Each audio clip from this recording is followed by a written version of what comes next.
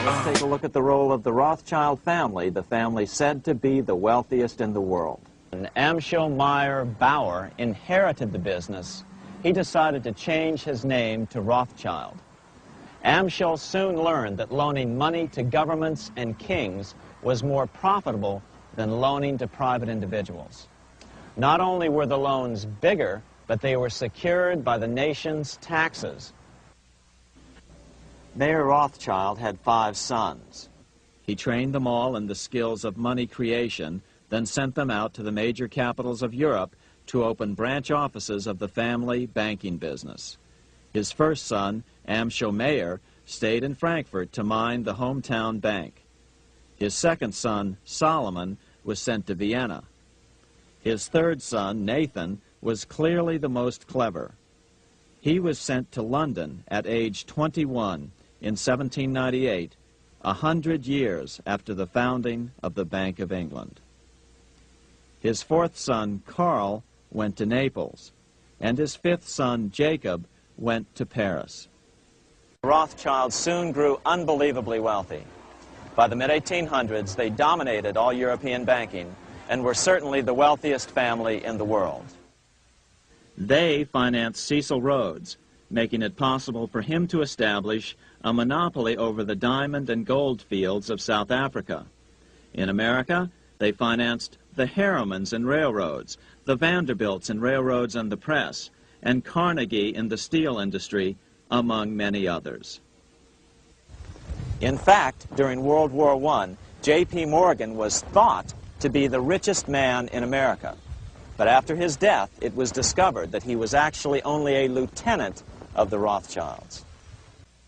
By 1850, James Rothschild, the heir of the French branch of the family, was said to be worth 600 million French francs, 150 million more than all the other bankers in France put together. He built this mansion called Ferrier, just east of Paris. Wilhelm I, on seeing it, exclaimed, "Kings couldn't afford this. It could only belong to a Rothschild." Money changers, those who loan out and manipulate the quantity of money, were active in medieval England. In fact, they were so active that acting together, they could manipulate the entire English economy. These were not bankers per se. The money changers generally were the goldsmiths. They were the first bankers because they started keeping other people's gold for safekeeping in their vaults. The first paper money was merely a receipt for gold left at the goldsmith. Paper money caught on because it was more convenient than carrying around a lot of heavy gold and silver coins. Eventually, goldsmiths noticed that only a small fraction of the depositors ever came in and demanded their gold at any one time. Goldsmiths started cheating on the system. They discovered that they could print more money than they had gold, and usually no one would be the wiser. Then they could loan out this extra money and collect interest on it. This was the birth of fractional reserve banking. That is, loaning out many times more money than you have assets on deposit. So, if $1,000 in gold were deposited with them, they could loan out about $10,000 in paper money and draw interest payments on it, and no one would ever discover the deception. By this means, goldsmiths gradually accumulated more and more wealth and used this wealth to accumulate more and more gold. Today, this practice of loaning out more money than there are reserves is known as fractional reserve banking. Every bank in the United States is allowed to loan out at least 10 times more money than they actually have. That's why they get rich on charging, let's say, 8% interest. It's not really 8% per year, which is their income. It's 80%. That's why bank buildings are always the largest in town. When Queen Mary's sister, Queen Elizabeth I, took the throne, she was determined to regain control over English money. Her solution was to issue gold and silver coins from the public treasury and take the control over the money supply away from the money changers. Oliver Cromwell finally overthrew King Charles, purged the Parliament, and put the king to death. the money changers were immediately allowed to consolidate their financial power. The result was that for the next 50 years, the money changers plunged Great Britain into a series of costly wars. They took over a square mile of property in the center of London, known as the City of London. This area today is still known as one of the 3 predominant financial centers of the world. By the end of the 1600s, England was in financial ruin. 50 years of more or less continuous wars with France and Holland had exhausted her. Frantic government officials met with the money changers to beg for the loans necessary to pursue their political purposes. The price was high. A government-sanctioned, privately owned bank which could issue money created out of nothing. It was to be the modern world's first privately owned central bank, the Bank of England. Although it was deceptively called the Bank of England to make the general population think it was part of the government, it was not. Like any other private corporation, the Bank of England sold shares to get started. The investors, whose names were never revealed, were supposed to put up £1.25 million British pounds in gold coin to buy their shares in the bank. The bank was duly chartered in 1694 and started out in the business of loaning out several times the money it supposedly had in reserves, all at interest. In exchange, the new bank would loan British politicians as much of the new currency as they wanted, as long as they secured the debt by direct taxation of the British people. So, legalization of the Bank of England amounted to nothing less than legal counterfeiting of a national currency for private gain. Unfortunately, nearly every nation now has a privately controlled central bank using the Bank of England as the basic model. Such is the power of these central banks that they soon take total control over a nation's economy. It soon amounts to nothing but a plutocracy ruled by the rich. The central bank scam is really a hidden tax. The nation sells bonds to the central bank to pay for things it does not have the political will to raise taxes to pay for.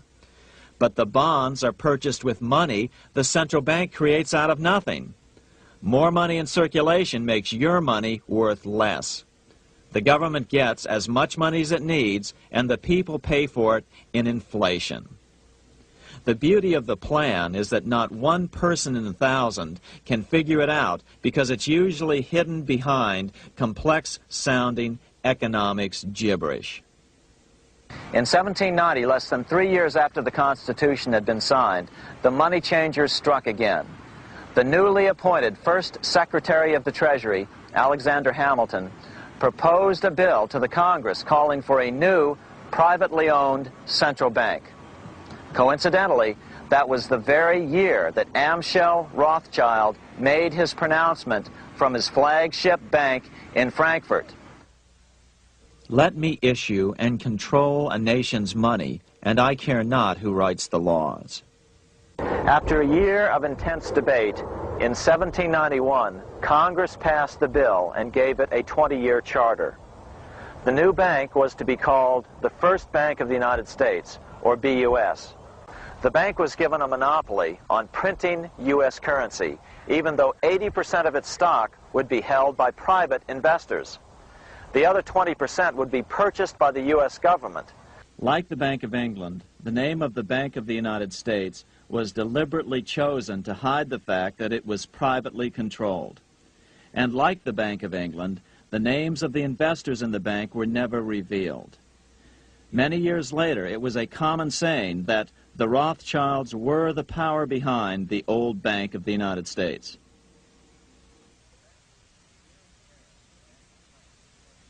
Here in Paris, the Bank of France was organized in 1800, just like the Bank of England. But Napoleon decided France had to break free of debt, and he never trusted the Bank of France. He declared that when a government is dependent upon bankers for money, the bankers, not the leaders of the government, are in control. This is the Waterloo battlefield about 200 miles northeast of Paris in what today is Belgium. Here Napoleon suffered his final defeat, but not before thousands of French and Englishmen gave their lives on a steamy summer day in July of 1815. The outcome was certainly in doubt. In fact, had Napoleon attacked a few hours earlier, he would probably have won the battle. But no matter who won or lost, back in London, Nathan Rothschild planned to use the opportunity to try to seize control over the British stock and bond market and possibly even the Bank of England. Rothschild stationed a trusted agent, a man named Rothworth, on the north side of the battlefield, closer to the English Channel. Once the battle had been decided, Rothworth took off for the Channel. He delivered the news to Nathan Rothschild a full 24 hours before Wellington's own courier. Rothschild hurried to the stock market and took up his usual position in front of an ancient pillar. All eyes were on him. The Rothschilds had a legendary communications network. If Wellington had been defeated and Napoleon was loose on the continent again, Britain's financial situation would become grave indeed. Rothschild looked saddened. He stood there motionless, eyes downcast. Then suddenly he began selling. Other nervous investors saw that Rothschild was selling. It could only mean one thing. Napoleon must have won, Wellington must have lost. The market plummeted. Soon everyone was selling their consols, their British government bonds, and prices dropped sharply. But then Rothschild started secretly buying up the consols through his agents for only a fraction of their worth hours before. Myths, legends, you say? 100 years later, the New York Times ran a story which said that Nathan's grandson had attempted to secure a court order to suppress a book with this stock market story in it. The Rothschild family claimed the story was untrue and libelous, but the court denied the Rothschilds' request and ordered the family to pay all court costs. What's even more interesting about this story is that some authors claim that the day after the Battle of Waterloo, in a matter of hours, Nathan Rothschild came to dominate not only the bond market, but the Bank of England as well. Whether or not the Rothschild family seized control of the Bank of England, the first privately owned central bank in a major European nation and the wealthiest, one thing is certain. By the mid-1800s, the Rothschilds were the richest family in the world, bar none. They dominated the new government bond markets and branched into other banks and industrial concerns. In fact, the rest of the 19th century was known as the Age of the Rothschilds. Despite this overwhelming wealth, the family has generally cultivated an aura of invisibility. Although the family controls scores of industrial, commercial, mining, and tourist corporations, only a handful bear the Rothschild name. By the end of the 19th century, one expert estimated that the Rothschild family controlled half the wealth of the world. Whatever the extent of their vast wealth, it is reasonable to assume that their percentage of the world's wealth has increased since then. But since the turn of the century, the Rothschilds have cultivated the notion that their power has somehow waned even as their wealth increases. Just 1 year after Waterloo and Rothschild's alleged takeover of the Bank of England, the American Congress passed a bill permitting yet another privately owned central bank. This bank was called the Second Bank of the United States. Just as before, the primary stockholders remained a secret. But it is known that the largest block of shares, about 1/3 of the total, were sold to foreigners. As one observer put it, it is certainly no exaggeration to say that the Second Bank of the United States was rooted as deeply in Britain as it was in America. So, by 1816, some authors claim the Rothschilds had taken control over the Bank of England and backed a new, privately owned central bank in America as well. During the early 1900s, men like J.P. Morgan led the charge. One final panic would be necessary to focus the nation's attention on the supposed need for a central bank. The rationale was that only a central bank can prevent bank failures. Morgan was clearly the most powerful banker in America, and a suspected agent for the Rothschilds. Morgan had helped finance John D. Rockefeller's Standard Oil empire. He had also helped finance the monopolies of Edward Harriman in railroads, of Andrew Carnegie in steel, and of others in numerous industries. But on top of that, J.P. Morgan's father, Junius Morgan, had been America's financial agent to the British. After his father's death, J.P. Morgan took on a British partner, Edward Grenfell, a longtime director of the Bank of England. By 1907, the year after Teddy Roosevelt's re-election, Morgan decided it was time to try for a central bank again. Using their combined financial muscle, Morgan and his friends were secretly able to crash the stock market. Thousands of small banks were vastly overextended. Some had reserves of less than 1% thanks to the fractional reserve principle. Within days, bank runs were commonplace across the nation. Now Morgan stepped into the public arena and offered to prop up the faltering American economy by supporting failing banks with money he manufactured out of nothing. It was an outrageous proposal, far worse than even fractional reserve banking, but Congress let him do it. His plan worked. Soon, the public regained confidence in money in general and quit hoarding their currency. But as a result, banking power was further consolidated into the hands of a few large banks. By 1908, the panic was over, and Morgan was hailed as a hero by the president of Princeton University, a man by the name of Woodrow Wilson. The money changers had been able to create a series of booms and busts. The purpose was not only to fleece the American public of their property, but to later claim that the banking system was basically so unstable that it had to be consolidated into a central bank once again.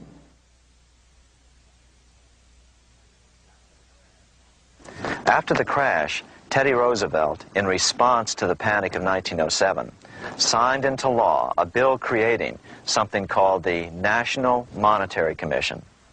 Of course, the commission was packed with Morgan's friends and cronies. The chairman was a man named Senator Nelson Aldrich from Rhode Island. Aldrich represented the Newport, Rhode Island homes of America's richest banking families. His daughter married John D. Rockefeller, Jr., and together they had 5 sons: John, Nelson, who would become vice president in 1974, Lawrence, Winthrop, and David, the head of the Council on Foreign Relations and former chairman of Chase Manhattan Bank. As soon as the National Monetary Commission was set up, Senator Aldrich immediately embarked on a 2-year tour of Europe, where he consulted at length with the private central bankers in England, France, and Germany. The total cost of his trip alone to the taxpayers was $300,000, an astronomical sum in those days. Shortly after his return, on the evening of November 22, 1910, some of the wealthiest and most powerful men in America boarded Senator Aldrich's private rail car and in the strictest secrecy journeyed to this place, Jekyll Island, off the coast of Georgia. With the group came Paul Warburg. Warburg had been given a $500,000 per year salary to lobby for the passage of a privately owned central bank in America by the investment firm Kuhn, Loeb and Company. Warburg's partner in this firm was a man named Jacob Schiff, the grandson of the man who shared the Greenshield house with the Rothschild family in Frankfurt. Schiff, as we'll find out later, was in the process of spending $20 million to finance the overthrow of the Tsar in Russia. These 3 European banking families, the Rothschilds, the Warburgs, and the Schiffs, were interconnected by marriage down through the years, just as their American banking counterparts, the Morgans, Rockefellers, and Aldriches were. Secrecy was so tight that all 7 primary participants were cautioned to use only first names to prevent servants from learning their identities. Years later, one participant, Frank Vanderlip, president of National City Bank of New York and a representative of the Rockefeller family, confirmed the Jekyll Island trip in a February 9, 1935 edition of the Saturday Evening Post. The participants came here to figure out how to solve their major problem, how to bring back a privately owned central bank. All the participants knew that these problems could be hammered out into a workable solution. But perhaps their biggest problem was a public relations problem, the name of the new bank.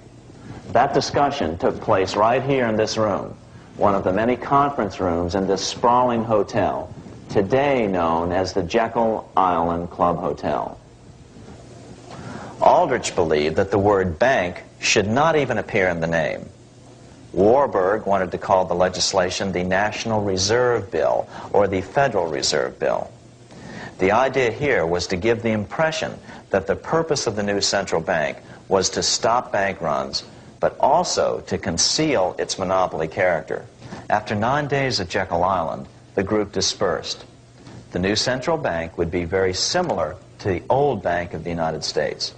It would be given a monopoly over U.S. currency and create that money out of nothing.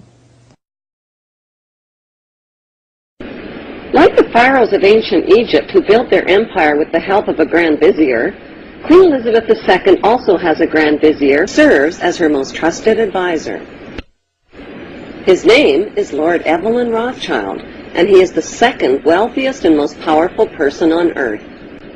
He is also Lord of the world's financial capital, the city-state of London. Lord Rothschild and his ring of power hide their identities behind 13 city council members who stand in as their representatives.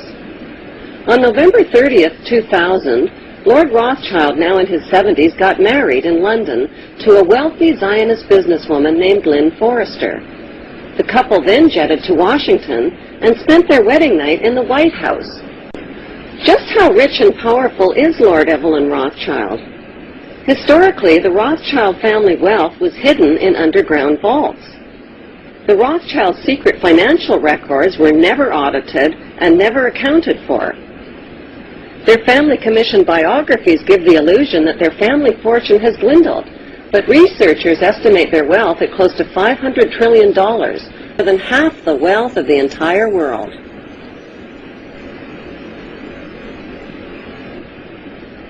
Besides their many castles, palace mansions, wineries, racehorses, and exotic resorts, the Rothschilds bought Reuters in the 1800s. Reuters then bought the Associated Press, which selects and delivers the same news stories to the entire world, day after day. They have controlling interest in 3 major television networks and easily avoid media attention since they own it. Until recently, they owned and operated England's Royal Mint and continue to be the gold agent for the Bank of England, which they also direct. They control the LBMA, London Bullion Market Association, where 30 to 42 million ounces of gold worth over $11 billion are traded daily. The Rothschilds earn millions weekly just on transaction fees alone. They also fix the world price of gold on a daily basis and profit from its ups and downs. Over the centuries, the Rothschilds have amassed trillions of dollars worth of gold bullion in their subterranean vaults and have cornered the world's gold supply. They own controlling interest in the world's largest oil company, Royal Dutch Shell. They operate phony charities and offshore banking services where the wealth of the black nobility and the Vatican is hidden in secret accounts at Rothschild Swiss banks, trusts, and holding companies. How did Evelyn Rothschild become the filthy rich Grand Vizier to Queen Elizabeth II and godfather of the black nobility? By birth, Evelyn Rothschild is the great-great-great-grandson of Mayor Rothschild and is passing the godfathership down to David de Rothschild. Although Evelyn Rothschild looks like a harmless gray-haired old man, make no mistake about it, Rothschild and his ancestors have handpicked presidents, crashed stock markets, bankrupted nations, orchestrated wars, and sponsored the mass murder and impoverishment of millions. The wealth hoarded by this one family alone could feed, clothe,